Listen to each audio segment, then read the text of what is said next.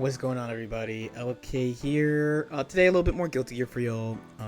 Haven't done a little bit of post match since like last week. The Evo run was like a pretty long one, but this is actually like my top 8 Evo warm-ups. Coincidentally against Ram, so of course I had to play against Super Noon Ramlethal for my first match, but also I wanted to pick these matches and talk about the character a little bit, some matchup strategy and stuff too, because his character has had a pretty interesting story in this game, right? Going from, oh my god, she's absolutely broken in OB1, which a lot of people had, which, looking back, she might have ended up being the best character, because she was lacking a very crucial flaw that she has now, that her mid-screen game is, like, not as good as it used to. She's not, like, a super common tournament character, but she's a strong character nonetheless. You see her quite a bit. You see people rank her pretty high. So in these, I'm, like, especially focus. I actually forgot to switch it to the full screen YouTube mode during this, but it's all good. So I'm practicing against Oni Ram, so this is a regular to my stream, help me warm up. I do thank you for that very much. We played a bunch of games, probably like around 15, but I'm only uploading like half of it. So this match I think is like even-ish, or like maybe slightly in Milia's favor, maybe even. Feel pretty good about the match overall, mostly because Milia is so mobile that she can kind of slip out of the corner in different ways, and she's good at staying mid-screen. By far, the most important thing about this character, Ramlethal, is to not get cornered more than anything else. A lot of these hits you'll see him get, like the far slash into 5H that he just got. Like, yeah, I got hit by the sword, yeah, it's disjointed, but because my back was to the middle of the screen, he couldn't really do very much with the hit, as opposed to, you know, if my back was to the wall, or even like near the wall, he can throw the H sword and then really let me know how he feels by doing a fat combo, breaking the wall with basically something that you can't burst, and then Ramlethal becomes a super character. You'll definitely see it in these games too, what happens. And you've probably, honestly, if you played a game, watch this channel, it's happened to you, right? This situation here with my back to the corner, which is like really bad. Her pressure is really good. Everything is pretty tight. Yes, there are answers, but again, this is the thing you want to avoid absolutely at all costs. And you know, from my top 8 match, this is the thing I was focused on by far the most. Thinking about this and win conditions like that is really important, because sometimes, especially because like Arxis games in general, the character power is pretty high. Even a game like Strive, where the characters are weaker than normal Guilty Gear, there's still like pretty strong characters all around. When people talk about like the situation where they're dying, so for Ram, it's when your back's to the wall against her, the real answer is you really just don't want to be there in the first place. Like, it is a really just bad spot to be in.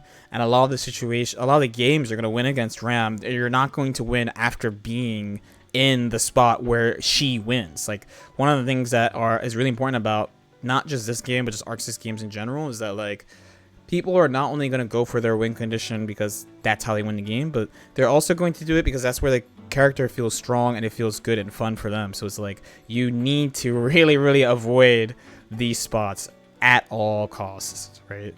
Now, the nice thing about Milia is that, again, she's really good at doing it, and she is pretty good at accessing the thing that she's good at because she gets it from knockdown.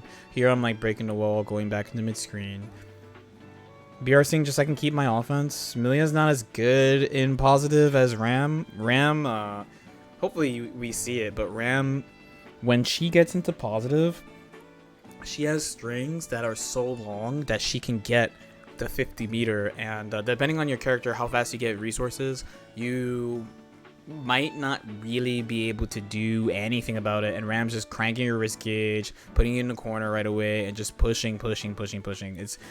I basically feel like if Ram breaks the wall, like what's gonna happen to me now, that I tried to burst out, it'd be like that, that the round is over and that Ram just wins. There's actually been and I will talk about this later too, FAB made a tier list, FAB made a tier list with a couple of other specifically high-ranking Japanese players in the tower that I think they ranked the characters in a pretty interesting way. I want to share it with you guys later, but basically what he said about Ram, because Ram's in this group of like characters that just have like a crazy oppressive situation, and it really does fit. Like, once this happens to you, that's happened to me right now, Yeah, lucky, I'm Milia. I get to like super jump higher than other characters. I have Mirage, so I could roll and force Ram to go low. So it's not like I'm boned, but like I gotta get out. Like I really can't let this happen. Nice motorboat. Oh, my life bar gone. Keep this in mind too, because we talk about, for example, like I've talked about Guard Crush a lot on this channel, right? While I don't like it, realistically, when I play against like Gold Lewis or I play against Potemkin, the number one thing that I'm thinking about is I should avoid this situation at all costs. Because once Potemkin knocks you down in the corner and shoots that flamethrower at you, you're done. Like, you're gonna get memed. You need to really, really, really, I'm emphasizing this a lot, you need to really, really focus on this. Another thing about Ram 2 is, I mentioned it for a second, but these moves, like her sword moves, they are really good, they're disjointed, but as I mentioned before, they have long total duration, so if she whiffs it, you can punish. Milia's exceptionally good at that. And if they hit you, it doesn't really lead into anything unless your back is to the wall or like close-ish. So this is actually something that I noticed people do against Axel who don't have a lot of Axel experience. Axel also, his 2P and his 2H, they are both minus on block and hit like significantly, but you'll see people like respecting it as if they were positive when they get hit by it. And knowing this piece of information is really, really good because, again, in Guilty Gear, if you give someone an inch in Guilty Gear, they will take like 5 miles. They won't just take 1 mile. Like I as a player, I'm already surprised when people do stuff like let's say someone like whiffs a throw near me. Throw is pretty long total duration. You're dead if you whiff it. So like sometimes I'll pull up with a throw of my own and they're moving after. I'm legitimately surprised doing that because I'm like, wow, like you know you're dying. Like you know you put yourself in a bad spot. You still tried like this pretty risky thing anyway. But it's on me for not pressing the button, right? For not just pressing the button and punishing it straight up. Because when you give someone an inch in this game, and just Arc Sys games in general, they will take more than a mile. I know the saying is normally, if you give someone an inch, you'll give them a mile. But they will take several miles from you, so you have to really keep that in mind. Notice, again, the burst point. So he threw the sword. I wanted to not be in the corner so bad that I bursted the sword toss. And this also actually leaves the sword behind Ram, so she doesn't have H anymore. So if for Milia is actually pretty good at dealing with jump heavy, but other oh my god, what a mirage. But other characters are not as good. So if you're struggling to get out sometimes really consider, like, this is one of the rare times where I'm blocking, maybe where I'm willing to burst while I'm blocking. There's not that many situations in any Arc Sys game that I'm willing to do that. Okay, controlling the space again, feeling pretty comfy. He's got a lot of meter, some endgame stuff. At this point, it doesn't matter too much, like my positioning so much, because Ram's 1 hit away from dying, I'm 1 hit away from dying. Considering the risk return against the character will help you out a lot as well. For Ram, it's basically like dealing with jump at H specifically because it's hard to anti-air, how you should think about her swords, having a plan for when she makes you block, but like the main plan is just not be there in the first place. I feel like that thing is tough for people because they're like, man, like that's such not advice, but it's like when you think about it, the best advice is just not dealing with it in the first place type of beat. Nice chase there. So here is the fear zone. I took a risk. It's nice too. I will link it in the description below. SQ, one of the really strong NA Rams, has a whole guide on how to either, if you play Ram, do the pressure, and if you don't play Ram, simultaneously how to deal with the pressure. She talks about both in the video. I watched it as well. I learned a couple of things from the video as well that you see me do. As a Milia player, at a glance, the main thing you do is you gamble super jump or mirage, but also dash block is a really, really good option that keeps the H sword behind you so Ram can't get it back right away. YRC is good for the same reason, and then you have a +10 guard crush, which is nice to work with. There's a couple of other things you do. Burst, if you have one, burst is not the worst thing of all time. just anything to make her not do this. A lot of these games, if you notice a pattern, is I'm not blocking in the corner a lot. Like, Ram is doing her best, preempting me, using her disjointed normals the best she can, spending her resource to get me to the corner as best she can. I'm even willing to use like BRC drifts and stuff to just get Milia away from the corner. You'll see it in the Evo set versus Noon as well. The sword is behind me. Some people might pick jump, or even dash block, which wouldn't be such a bad option, but BRC is really nice because then I get to slow Ramlethal down, I'm moving forward, and the sword is behind me all at the same time for 50, which I'm willing to spend, because in mid-screen, if I get a hit as Milia, I get my win condition, which is going to be sweep H-disc, and I get to just mix. Ram has no reversal, so her options are pretty, not eliminated, but pretty limited. She needs to like burst, YRC, gold burst, like she doesn't have that much stuff she can do. Get the knockdown here. Overhead. Okay. This is something I've been thinking about. Not related to Ram. I didn't do it properly. I'm trying to work on this myself. If you might have noticed that like I'm not always breaking the wall with super these days. When I do break the wall, especially if you're like a Milia player, you know, really early on we're like, oh, we play Milia, we have to knock down we have to break the wall with super so we can keep Milia's offense turn because she wins from knockdown, right? If you play Ramlethal or even like honestly any character, you generally are thinking, yeah, you want to do that. But recently I've been noticing that you know, wingers a lot of hits and my opponent gets a lot of meter. So even though it's the most damage, like it's like I'm trading damage and meter for my opponent to get meter to YRC me off my knockdown setup, which I don't like. So I've been doing a lot of either not breaking the wall straight up for the implied damage, or trying to break the wall with her other super, Septum Voices, which is less damage, but it's only 3 hits, so my opponent doesn't get as much meter. Definitely take a look at that if you can. For a character like Ramlethal, for my Ramlethal players who are watching this, so you have the strings into like the Rekkas that give you the positive push. So, and also Motorboat is only 1 hit. Motobato, but I like calling it Motorboat. It's only 1 hit. I don't actually know how much meter you give the opponent for that, but it's a little optimization to keep in mind. So here, oh no, I'm the one who has positive. Never mind. But just a little teensy optimization to think about. It's something that I've noticed a lot in my games, to the point where like I have blatantly been like, I'm gonna break the wall with just a move and keep the meter, or I'm going to not break the wall and like delay like by like 1 hit.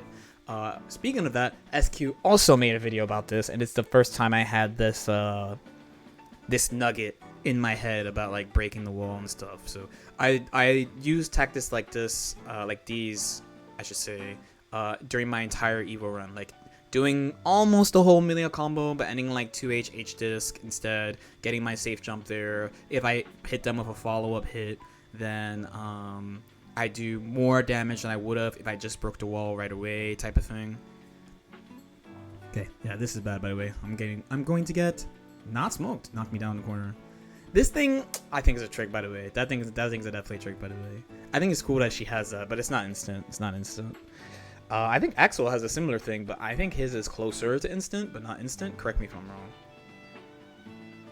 Positioning is the name of the game against this character, though, 100%. Her movement speed is actually not that bad, too. The other good news for us low tier mains, wink wink, nudge nudge, is that if Ram chooses to use non-committal tools, her return is not high, which is nice. Like if she uses like 5k, we're not like mega destroyed. Stay safe side here. Here was one where I'm like, I just want to do a lot of damage, like, and like the combo distance from the corner is like, can I really do, like, can I reliably knock down without and getting a setup? Wait, sorry, reliably knock down, getting a setup, and being able to guarantee keep my turn because of the distance. So I just decided to break the wall. Okay, trying to work my way out this corner. There was a little thing, I'm sure there's a Ramlethal player watching this, like, why didn't this dude super? One, I wish he supered me. 2, it's something I've been focusing on, like, making sure that I don't leave these gaps. Milia, her sweep is -11. Ramlethal super is 9 frames, so you can't even do sweep into nothing. Ramlethal can always hit you, and the move is really huge. So you need either meter or you need to like not go into sweep when she has 50. Gold burst again.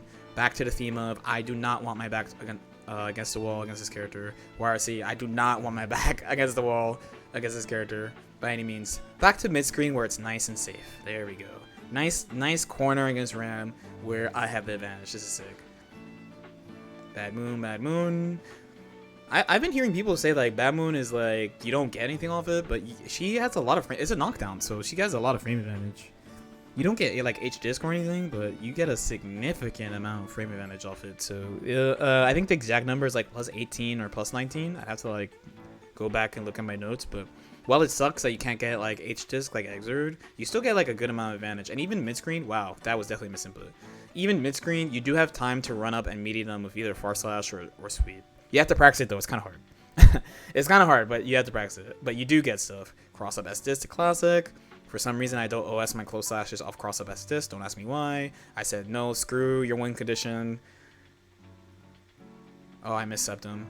See, hyper. I'm saying it over and over again because it keeps happening. And it's something you should think about, especially if you're struggling against like any character. Zato, Potemkin, Soul, even like Faust. Like any character. If there's some type of situation where you feel like they're exceptionally strong / you feel like when this happens to you, you get smoked, you should be really thinking about using the game systems between like burst, YRC if you have it, or even like making a general game plan around like avoiding these positions that they can get it, or thinking about hits differently. I used Potemkin as an example before where like, yeah, slide head does 0 damage, so maybe a normal player might be like, who cares if I get hit? But if he hits you with slide head, he gets to either close slash you or do guard to impact depending on positioning. So you should actually care about getting hit by Potemkin. You don't want that thing to happen to you.